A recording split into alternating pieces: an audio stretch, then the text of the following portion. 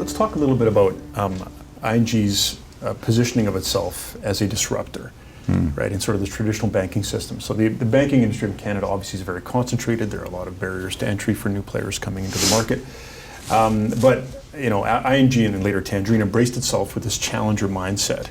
So perhaps you could tell us a little bit about how that approach manifested itself. Yeah.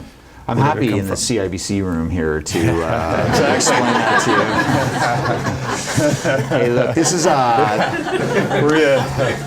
is a small country, and we have to learn how to coexist, and we can give to institutions together. And I do some philanthropy work with Mount Sinai Hospital, and on my council is a very senior person at CIBC. So we can hang out together. It's okay. That being the case, and I think this was true at the moment we were created, and that's very true. Is true today, and it's true at other points in our evolution, right? This country has 5 or 6 very well established banks. They're all 100 to 180 years old, and so in order to make inroads in a market like that, where Canadians are they have things that they love about their banks, they have things that they don't love about their banks, you have to really, really, really be different if you're going to move things. And I think the way our business was created, it really was a culture first sort of place, which is in order to be different to our customers, the way to be different was to be different on the inside. So who we hired, how everything we did, right?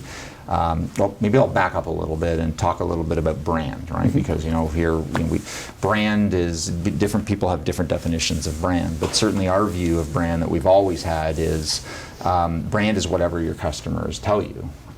So if you ask a customer, I've got some customers here today, what do you think about Tangerine? Whatever they say, that's what your brand is in their eyes. And they base that based on their best experience with you or their worst experience with you, or if you're lucky, the balance of all the experiences with you, but that's generally not how it works.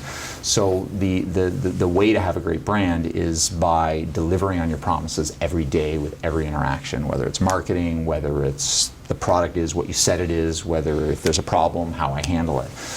So very much in order to be different, we needed to be different on the inside. So how we hired, how we behaved, the fact that we didn't have offices, we generally didn't hire people from the banking community, so that we really could be different. And I think as we've evolved, and our competitors have evolved to match what's different about us, we need to continue to differentiate ourselves in that way. Right.